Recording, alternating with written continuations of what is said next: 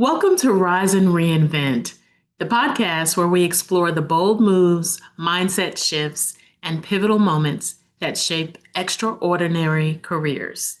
Today's guest is John Hendow, a mission driven technical program and product leader with decades of experience in Fortune 50 companies and a professional musician for more than 40 years. John's journey is anything but linear, weaving together art and technology, creative risk taking, and the resilience to reinvent himself multiple times. In this conversation, John shares how he navigated career leaps from the stage to the boardroom, the power of aligning work with personal values, and why embracing curiosity and calculated risks is essential for growth. His story is a masterclass in following your passion without losing sight of purpose and well being. Let's get started.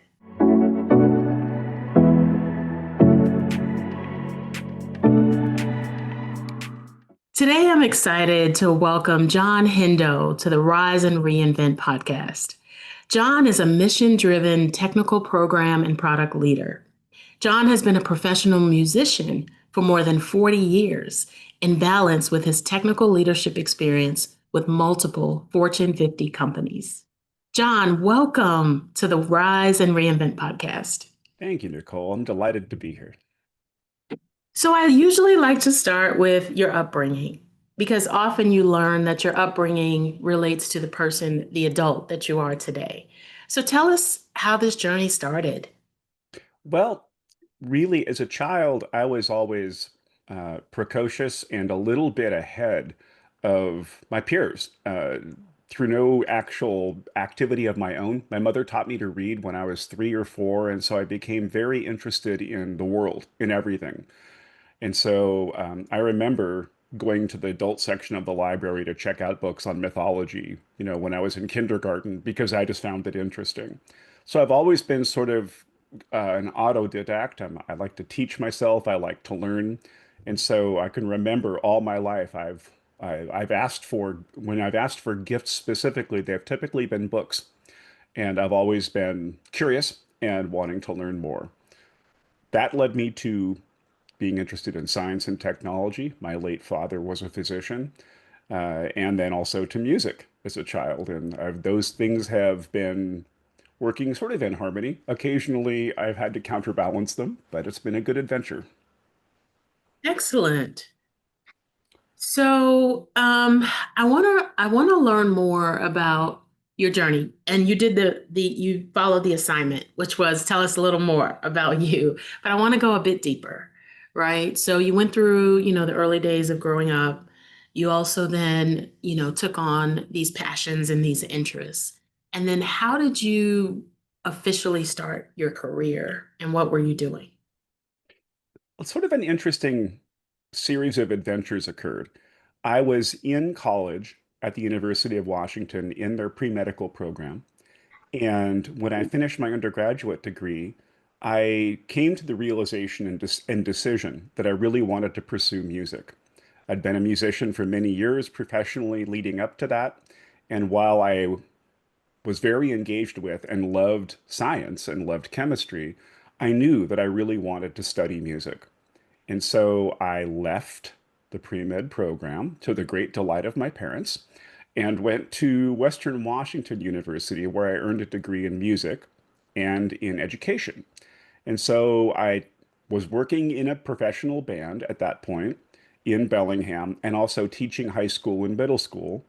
And that band became popular enough and attracted label interest, and I decided that I would simply go for it. And so that band went on tour basically. For a number of years, we were doing 200 shows a year. So for many years, I didn't have an official address.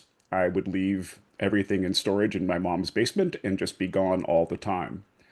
That led to me becoming interested in computer science, which I had kind of been in high school and college, but it really wasn't very interesting in the late 70s. If you remember what the state of computer science or what the state of even computers were like then, they weren't particularly fascinating or ubiquitous.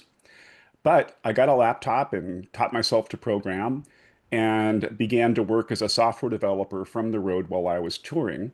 And I decided I liked it enough that I went back to the University of Washington and got a degree in computer science. And that led to the tech part of my career, which is now the kind of other side of what I do with my time.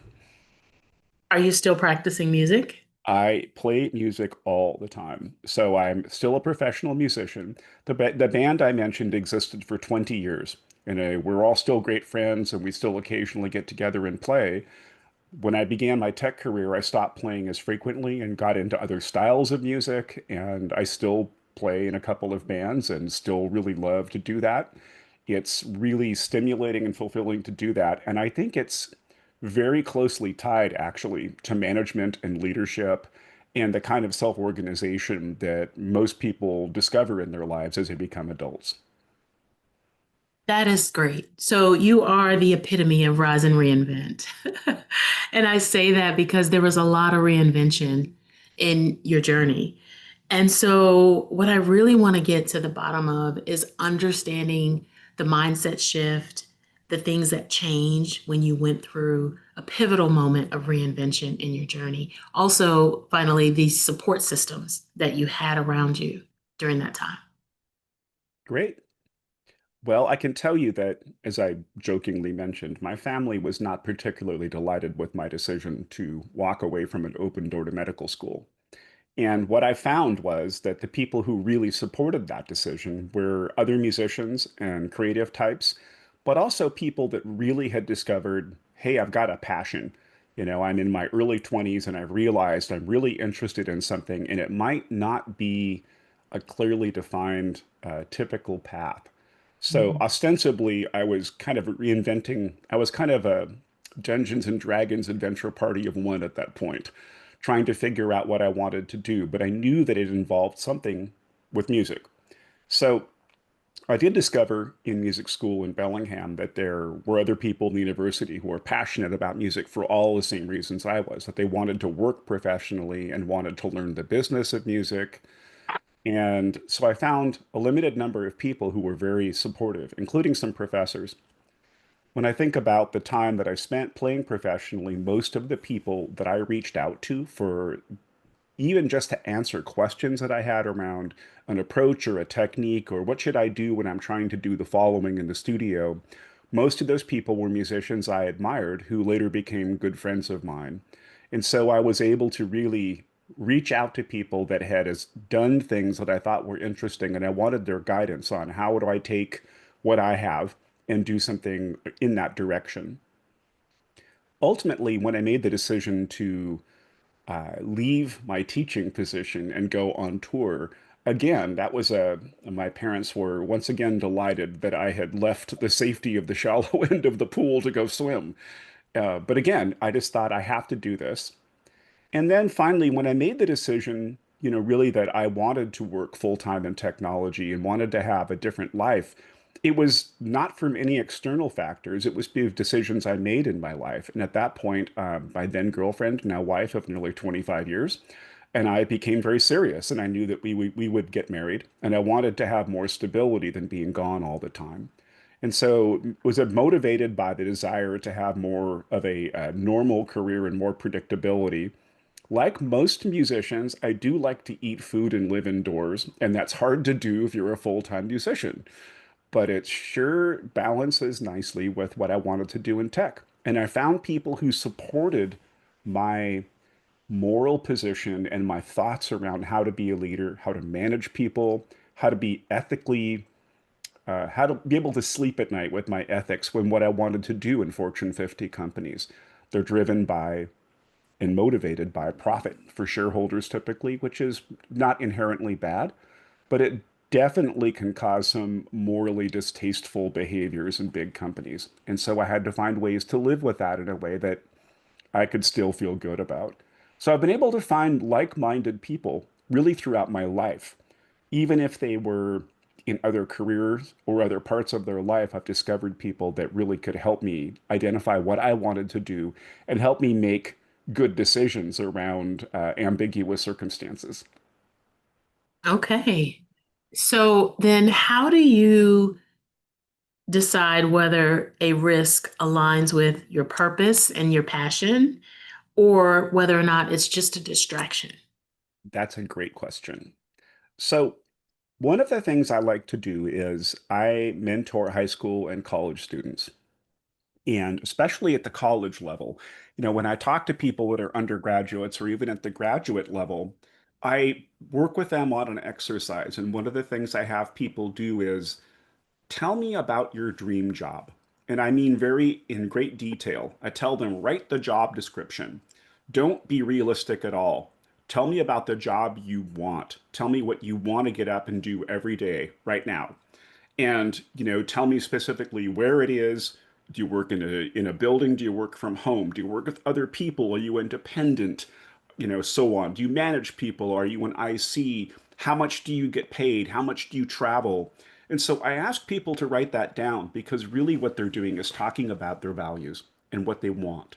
Mhm. And I'm asking them to invent themselves right now.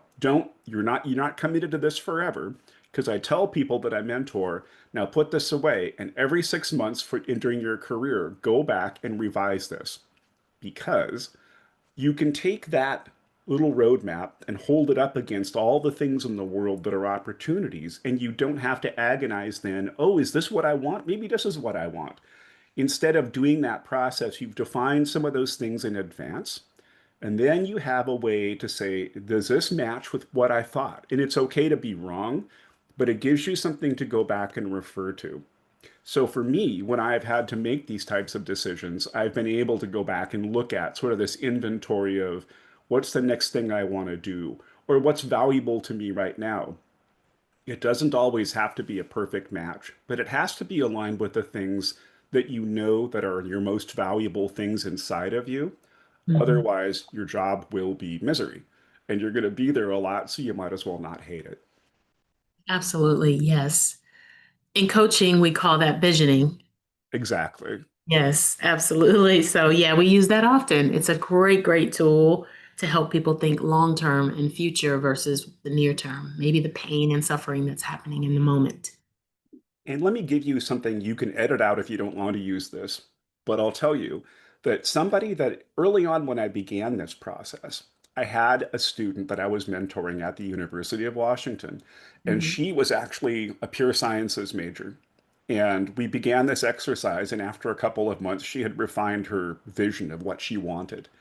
And what it amounted to was I would like to travel. I would like someone to pay for it and pay me to do it. I want to stay in fancy places. I want to eat fancy food. I want to have great adventures. And I want to get paid a lot to do it. And I said, great. Do you think that's a realistic job? And she said, of course not. Nobody does that. That isn't a job. And I said, what if it were a job? What if you were a travel correspondent or a travel journalist? And she said, I don't know how to operate a camera. I'm not a good writer. And that began about a year of us talking about, well, here's where you are, and here's where you think you want to be. Surely we can get between these places if that's really where you want to be.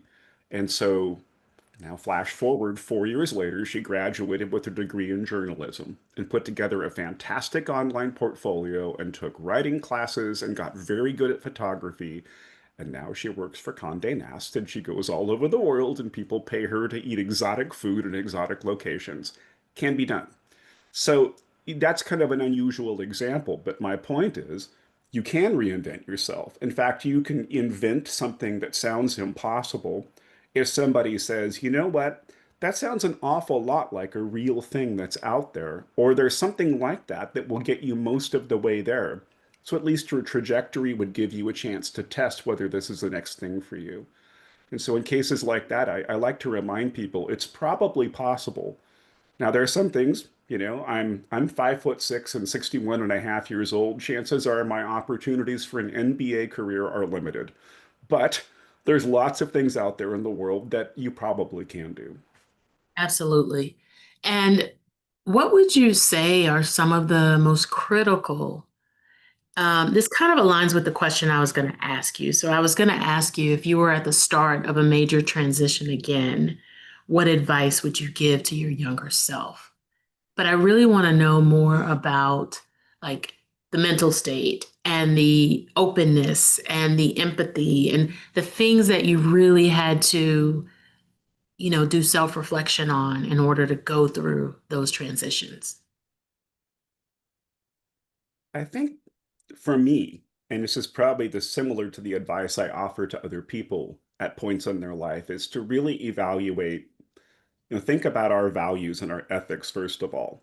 That I think those things are that is what is most likely to make us regret a decision, is to think, okay, I did something impulsively that really was against, what I hold to be my values. Then I think the other thing we have to overcome is the fear. We fear failure. We fear the unknown. We fear making a decision. It's easier to choose a fixed path or to choose something that's secure. And it's interesting, as I talk to people that are my age who are now retiring, I ask them, okay, so what advice would you have given younger you? Like, if you want future you to be happy, what would you have done?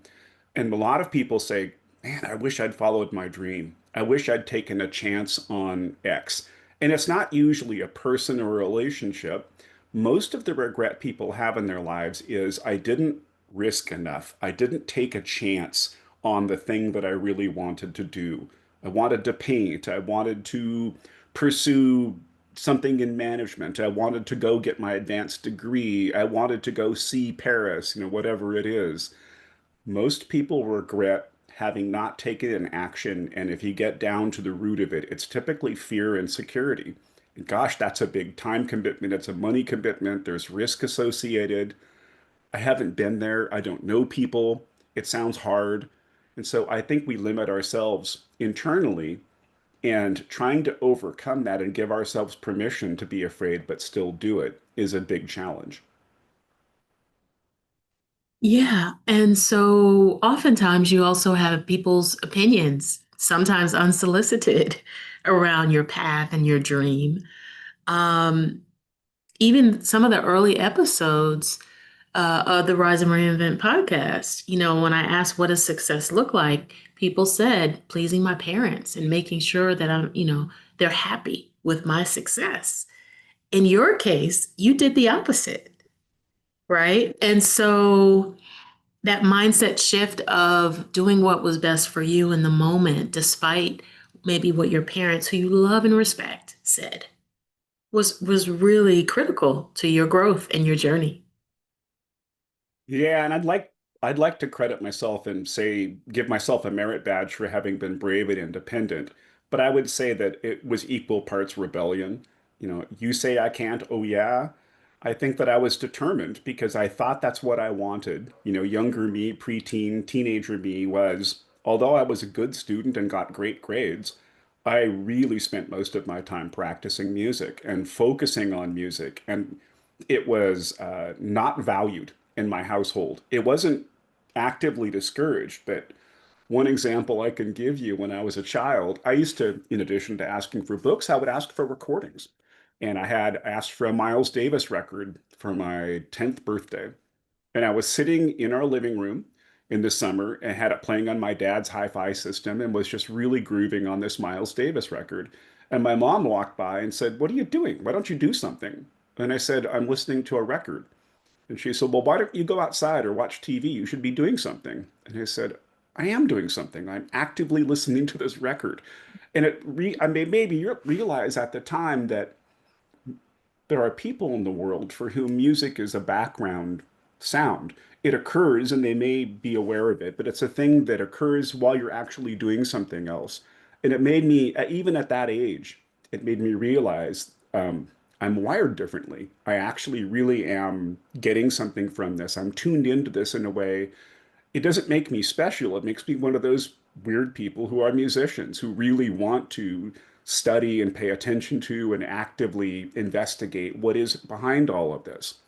And so it wasn't that my parents actively resisted my interest in music, but they did actively resist my pursuit of that as a career. And in retrospect, they were probably giving me good advice. That's a very low probability of success. It's a very difficult road. You have to be good enough and lucky enough and determined enough, for anything like that to even begin to pay the bills. And so I completely understand that. But as we mentioned in the intro to this, and we can talk more about it if you care to, I participated in an annual workshop on the East Coast with people that are professional musicians who do exactly the things I love to do.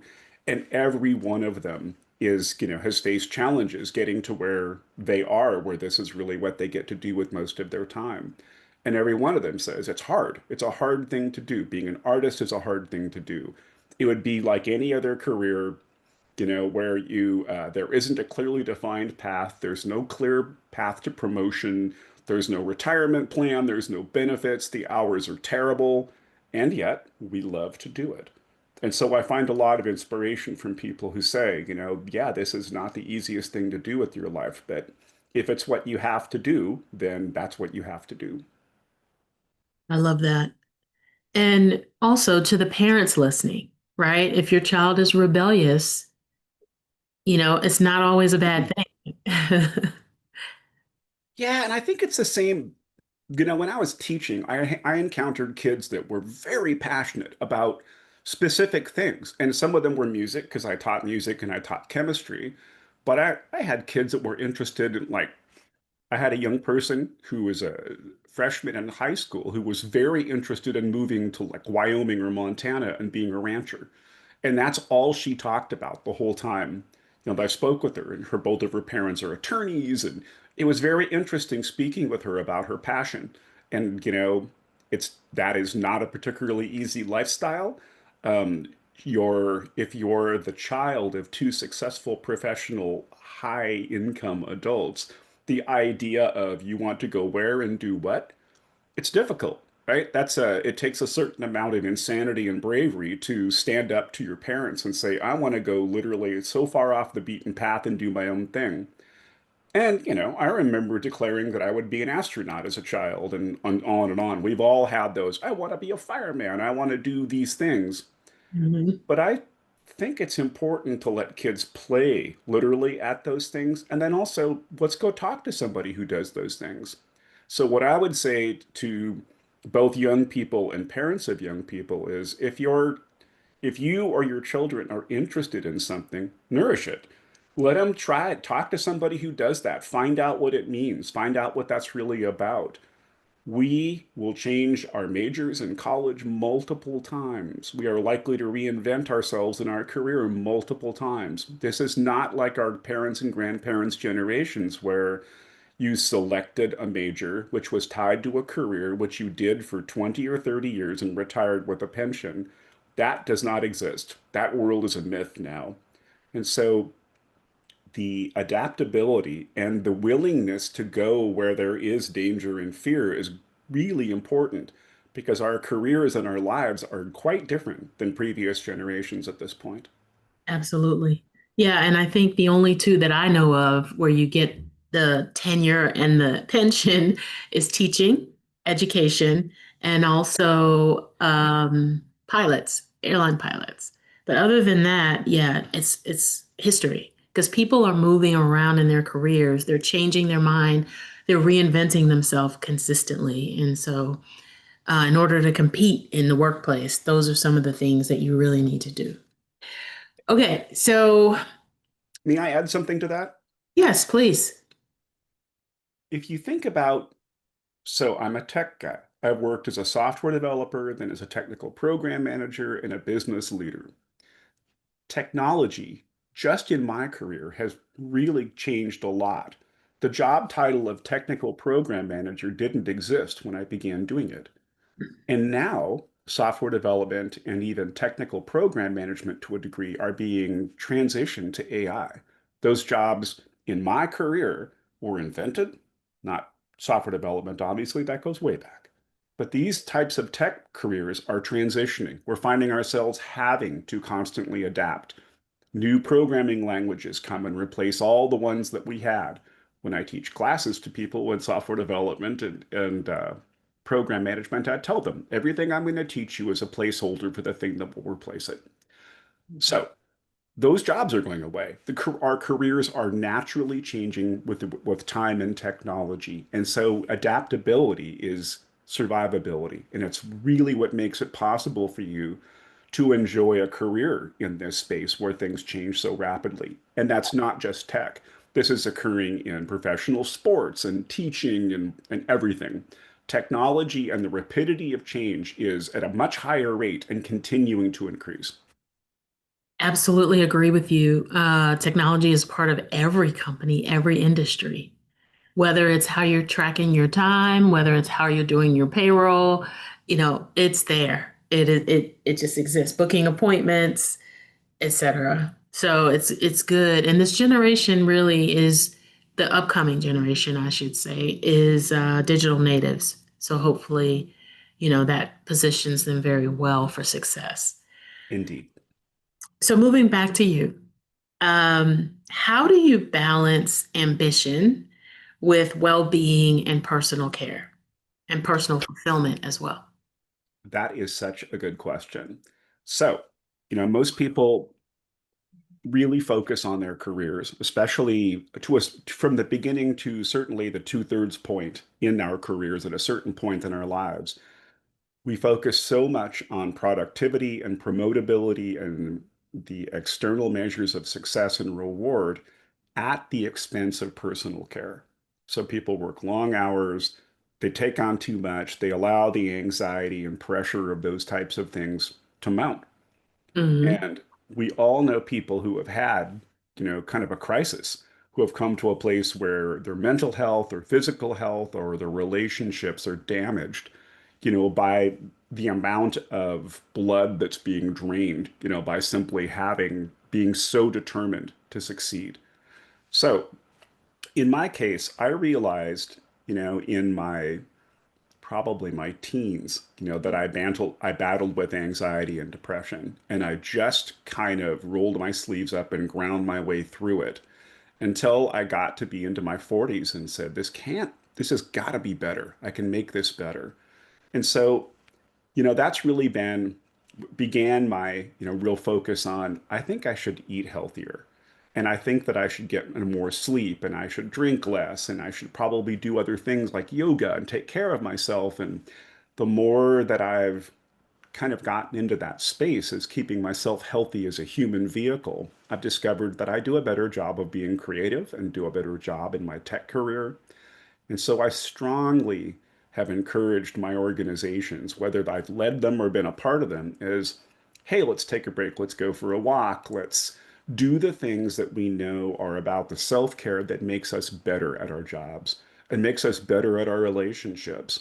And the more, whether it's something you get from volunteerism or investing in your family or having an avocation, whatever these things are, that doing those things and taking your vacation times makes you better at the things you do as your job. It really does. The data is there. And so my strong bent has been do take your vacation time and do kind of unplug and let yourself recharge and explore the things that you love to do, regardless of what they are, because they will bring you back to the other things that you do better prepared to be engaged and creative. And often with, a sense of humor and a sense of perspective that you can only get by kind of changing the scenery a little bit. Great advice for the next generation and current generation as well. It goes back to that old video, the airlines, wear your mask, put your mask on first before helping others. And it comes true in life and everything that we do. It's like, I see people who are not doing the self-care, and maybe in the moment it's okay because you're not getting the hours of sleep and you're not taking care of yourself, but then later in life, it hits you. And so the earlier you start to include self care in your journey and your practice, the better you should be off long term. And I'm a strong believer that that makes us more resilient. Yes. One of the themes in our discussion today has been fear of failure. What if you fail? Like, what if that doesn't pan out? And that's the message maybe I heard a lot in my life as a child, you want to do music. What if it fails? It's like, At the time, I didn't have a good answer. Now I would say, well, then I tried. You know, I would rather regret the things that I tried and did not, like I swung for it and didn't get it. I would rather have, think about those things than think, man, I wish I had taken the adventure. And I think that the fear of I'm not good enough, the odds are against me, there's no clear path to that, has made people want to live a relatively safe life. The stronger we get as people, I think the better we are at taking those risks, but also the better we are at recognizing in ourselves and other people around us, like, hey man, let's just take a minute. Let's grab a cup of coffee and sit down, or let's take a break and talk about whether this is still the thing. Are you still doing the thing that matches the journey that you wanted?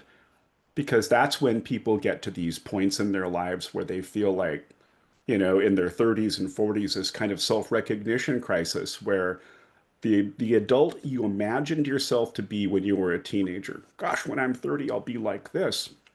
Many people get there, and if they haven't done any self-reflection, they go, "This is not what I expected. Like I am not an astronaut. I'm not doing the thing that I thought I wanted." And if we haven't constantly checked, or at least regularly checked in with ourselves to make sure, am I still doing the thing I want? That's when people kind of lose it, and they end their marriages and they quit their career and they move away and they do something radical because there's been no course correction. There's been no safety in that along the way. You can evolve as a person. You can decide you don't like peanut butter tomorrow. Those things have to happen in our lives. We have to be allowed to reinvent ourselves. And if we don't give ourselves permission and space to do that, then we do reach a critical point. And right, then our social fabric unravels, our health unravels, and on and on, all the things we've talked about. The resiliency of giving yourself permission to say, I think I want to do something different. I want to try something new. Uh, Gosh, I hope that we never lose that. Yeah. So one of my questions was going to be, what one thing do you wish more professionals knew about reinventing themselves?